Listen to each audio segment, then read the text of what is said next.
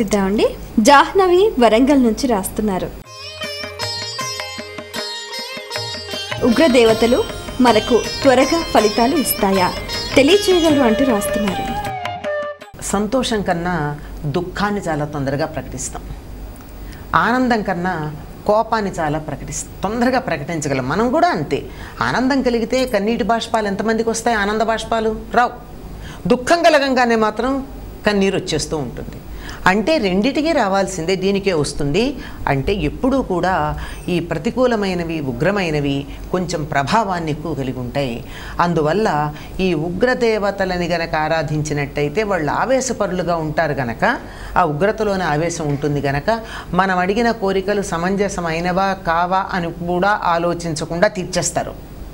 కానీ మన కోరికల్లో ఉన్న సామంజస్యం ఉందే, దానివల్ల అవి సరైనవి కాకపోతే వాటి ఫలితాన్ని, రెట్టింపు ఫలితాన్ని తర్వాత అనుభవిస్తాం మనం.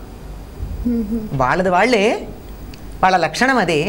అందువల్ల దానికి రెట్టింపు ఫలితాన్ని మనం అనుభవించాల్సే ఉంటుంది. అందువల్ల ఈ ఉగ్రస్వరూపంగా ఉండేటటువంటి దేవతలను ఆరాధించే సందర్భంలో కొంచెం జాగ్రత్త పడుతూనే ఉంటారండి. ఈ ఉగ్రదేవతలందరికీ కూడా వామాచారంతో పూజలు చేయడం కనపడుతుంది. సమయాచారం అనేది మనం గృహస్థులుగా ఉండే మనమందరం ఎక్కువగా పాటిస్తూ ఉంటాం. ఈ పాటించడం ఎట్లాంటిది అంటే మంచి టానిక్ లాంటిది. ఒకవేళ టానిక్ ఒకళ్ళదొకళ్ళు తాగినంత మాత్రాన ప్రమాదం ఏం రాదు. బలం రాకపోవచ్చు కానీ ప్రాణాంతకం కాదు. కానీ ఒకళ్ళ మందు ఒకళ్ళు వేసుకున్నారనుకోండి, ఏమవుతుంది? కూడని మందు వేసుకుంటే, ఏ బీపీ ట్యాబ్లెటో వేసుకున్నారు, హై బీపీ ఉన్న వాళ్ళ ట్యాబ్లెట్ అసలు ఏమీ లేని వాళ్ళు వేసుకున్నారు, వెంటనే బీపీ డౌన్ అయిందా లేదా?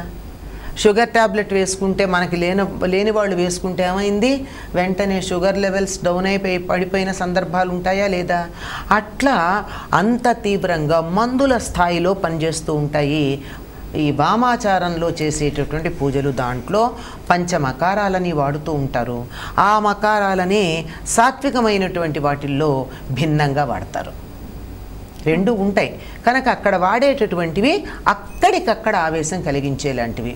ఏ విధంగా అయితే మనకి సోడా అన్నది ఉంటుందే, అది కానీ మూత తీయంగానే ఆ గోలీ కొట్టంగానే బుసబుసా పొంగి అందులో ఉన్నటువంటి కార్బన్ డైఆక్సైడ్ బయటకు వస్తుందో, ఆ విధంగా ఈ ఉగ్రదేవతలని వామాచార పద్ధతులు ఆరాధిస్తే వెంటనే ఫలితం కనపడుతుంది.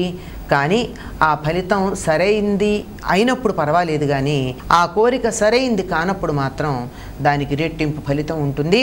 అందువల్లే వామాచారాన్ని అనుసరించినటువంటి వాళ్ళు కానీ, ఆ పద్ధతిలో తమ కొన్ని ప్రయోజనాలు కావాలని కోరుకున్నటువంటి వారు కానీ తర్వాత దెబ్బతినడం అన్నది మనం ప్రత్యక్షంగా చాలా ఉదాహరణలు చూసాం. కంటికి కనపడుతూనే ఉన్నాయి.